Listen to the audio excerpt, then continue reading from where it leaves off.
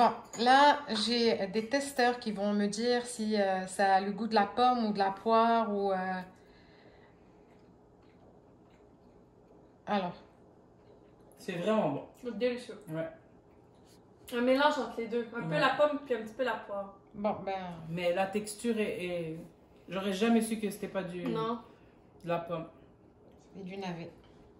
vraiment bon. Ouais, je recommande, définitivement. Bon, alors, félicitations à tous les cétogènes. On a un nouveau fruit Vraiment. et qui n'est pas excellent. rouge. C'est la pomme. Donc, la porte est ouverte à plein de recettes, des compotes. On va voir ce qu'on peut faire avec ces navets. Ça fait quoi? Bonjour et bienvenue sur ma chaîne Un thé à Montréal. Alors, vous m'avez pas beaucoup vu ces temps-ci et je vais vous dire pourquoi. Pendant tout ce temps que je me suis absentée, j'ai fait plusieurs tests pour vous présenter quelque chose de assez spécial et qu'on n'a jamais vu. Je pense qu'on n'a jamais vu ça nulle part et c'est très très bon, vous pouvez me faire confiance. J'ai fait quelques tartes de fruits rouges, des gâteaux aux fraises et tout sur ma chaîne YouTube. Puis j'en avais un petit peu marre des fruits rouges. Je mourais d'envie de manger une tarte aux pommes. Et alors vous savez que la pomme n'est pas cétogène du tout. Elle contient beaucoup de glucides. Donc on n'a pas le droit aux pommes. Donc j'ai décidé de fabriquer des pommes. Oui, vous m'avez bien entendu, j'ai fabriqué des pommes. Donc comment j'ai fait? J'ai transformé ça, un navet tout simplement, en pomme. Et pour ça, j'ai eu besoin donc de navet, de citron et d'arôme pomme. Voilà, donc dans un premier temps, je vais commencer par couper mes navets et les faire cuire à l'eau pour enlever le premier goût assez prononcé du navet. Donc on va les cuire à l'eau et je vais les laver et on se retrouve. Donc je vais les découper comme si je découpais des pommes pour faire une tarte. Ce que je dois vous dire également, c'est que sachez que le navet, c'est un légume racine et qu'il faut en manger vraiment très peu pour la forte teneur en glucides. Mais bon, si vous mangez un morceau de ma tarte avec, disons, un quart de navet, je ne pense pas que ça va vraiment influencer les macros de votre journée. Puis en plus, ça va nous faire plaisir, donc ça compense.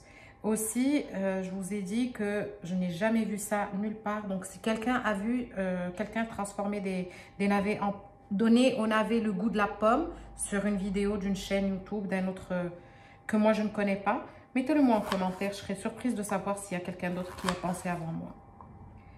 Voilà, donc comme je vous ai dit, je coupe mes navets et je vais les faire cuire à l'eau, une première cuisson.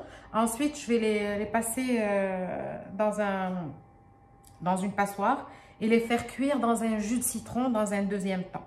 Donc la première cuisson, on ne va pas trop les faire cuire, on va juste les jeter dans l'eau bouillante 2 ou 3 minutes pour enlever le premier goût fort et on se retrouve tout à l'heure.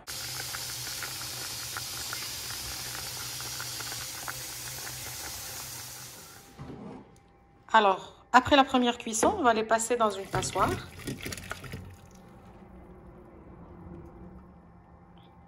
Puis, on va les faire cuire dans du jus de citron une deuxième fois. Ma deuxième cuisson va être avec du jus de citron. Donc, j'ai déjà mis un citron ici. Je vais en rajouter un peu. Comme ça, ce légume-là, il aura plutôt un goût acidulé. Puis, quand je vais rajouter l'arôme de pomme, il aura un goût de pomme.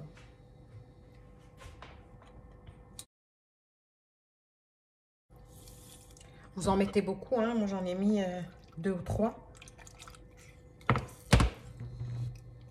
Pendant que mes pseudo-pommes sont en train de cuire, je vais préparer une pâte brisée. En tout cas brisée autant que je peux. Il n'y a pas de farine, donc ça va être difficile, mais quand même. Ça se rapproche plus de la texture d'une vraie pâte. C'est une tasse de farine d'amande. 1/3 de tasse de farine de coco. Et j'ai une tasse de beurre coupé en morceaux comme ça, ou l'équivalent de 100 grammes. Je vais faire un petit sablé, un petit mélange sablonneux avant de rajouter un jaune d'œuf. Puis, dépendamment de la texture que je vais avoir besoin de 2 cuillères d'eau bien glacée.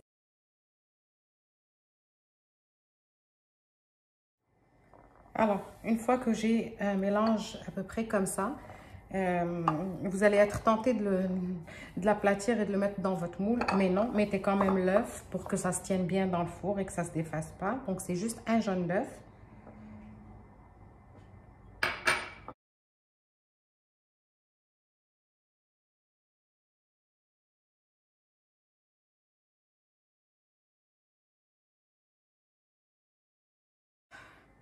Donc voilà, je vais la mettre à refroidir un petit peu. Je vous ai pas dit, j'ai rajouté une petite pincée de sel. Puis j'ai réalisé que vous n'étiez pas en train de regarder. Donc juste une petite pincée de sel. Je vais la mettre à refroidir un petit peu. Et entre temps, je vais vous montrer ce que donne les navets cuits dans le citron. Voilà. Ils sont très beaux, ça ressemble à des tranches de pommes. Puis ils ont un petit goût acidulé. C'est vraiment bon. Donc ce que je vais faire, c'est que je vais filtrer ce jus de citron, je vais le jeter parce que ça goûte le navet. Je vais le jeter. Je vais rincer non, ni mes pommes ni mes poires, mais mes navets, je vais les rincer. Puis je vais mettre un autre, un petit peu d'eau, une autre cuisson. En fait, pas une cuisson, mais juste leur donner un petit bouillon avec un autre jus de citron, un petit peu d'eau et de l'érythrétol, fruit des moines. Puis le jus que je vais garder, ça sera ce que je vais faire épaissir pour garnir la tarte et les fruits par-dessus.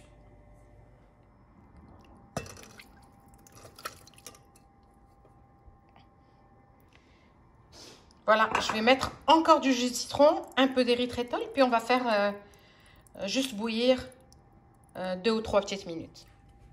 Un quart de tasse d'eau et un petit jus de citron, un demi-citron on va dire.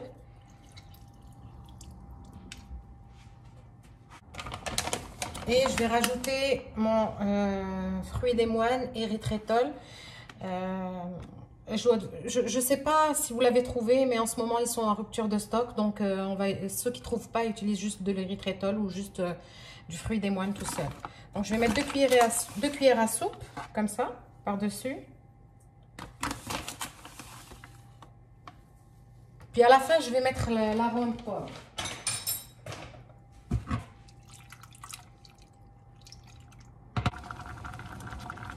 Et c'est à ce niveau-là que je vais mettre mon arôme pomme. Et puis, je vais être très généreuse. C'est arôme pomme verte. Ça sent vraiment, vraiment bon. Là, je vais éteindre le feu. Puis je vais laisser macérer dans cet arôme. Et je vais passer à aplatir ma croûte de tarte pour finaliser. Le moule que j'ai choisi fait 24 cm de diamètre ou 9 pouces et demi. J'ai mis un papier cuisson au fond du moule. Puis je vais aplatir ma pâte.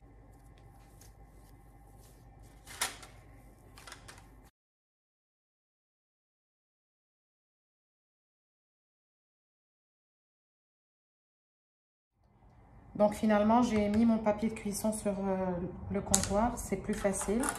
Puis je vais prendre mon moule et faire comme ça. Et essayer d'avoir des jolis bords. Voilà, je vais l'emmener dans mon four qui est préchauffé à 350 degrés Fahrenheit ou 180 degrés Celsius. Je n'ai pas besoin de faire de trou. Elle ne va pas gonfler, il n'y a pas de farine ni rien qui va la faire gonfler. Et on se retrouve pour la garniture. Ensuite, je vais faire une petite préparation pour la mettre sur ma tarte avant de mettre les pommes. Alors, j'ai une tasse de farine d'amande. J'ai 2 cuillères à soupe de fruits des moines. Comme ça. Un œuf. Et 60 ml de crème fraîche, la crème épaisse liquide. Voilà, je vais mélanger tout ça.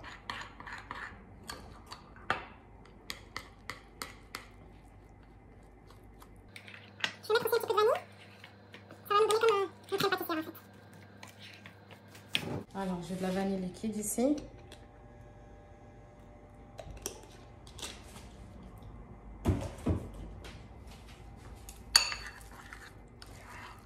Et c'est ça qui va me servir de base aux légumes, aux fruits, pardon. C'est comme une tarte bourdaloue au poire un peu. Alors, une fois que mon fond de tarte est cuit, il est bien doré, je vais mettre mon petit mélange que j'ai préparé ici.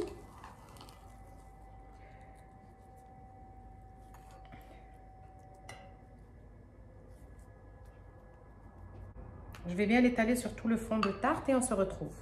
Alors, une fois que vous avez réparti tout le mélange de la crème d'amande sur votre fond de tarte, vous pouvez commencer à mettre les pommes.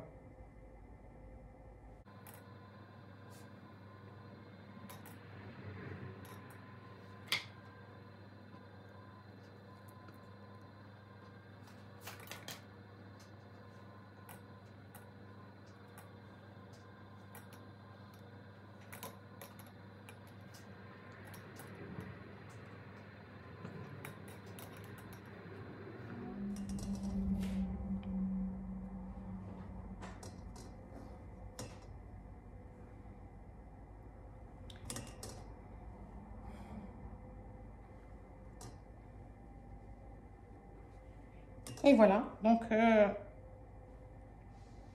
j'ai mis tous les navets sur la pâte. Ce que je vais faire maintenant avec le petit jus de citron, eau et érythritol, je vais aller le faire réduire pour le mettre par-dessus et la faire caraméliser un petit peu par le dessus. Donc j'ai récupéré ce qui restait comme jus de cuisson, donc jus de citron, arôme et érythritol, et j'ai badigeonné tout le dessus de la tarte comme ça, puis je vais aller la faire caraméliser un petit peu au four. À ce niveau-là, vous pouvez, si votre mélange est trop liquide, vous pouvez y rajouter un petit peu de gélatine. Je l'aurais fait, mais je n'en avais pas, donc j'en ai pas mis. J'ai vraiment attendu que ça caramélise, j'ai vraiment attendu que ça épaississe bien. Et voilà, je vais aller la faire caraméliser au four. Regardez ce que ça donne, elle est magnifique.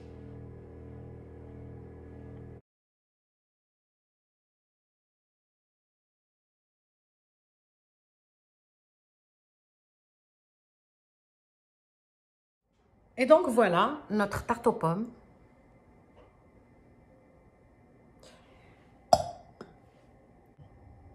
Je souhaite qu'elle vous plaise. Si jamais vous la réalisez, envoyez-la moi en photo sur Facebook ou sur Instagram. Ça va me faire plaisir.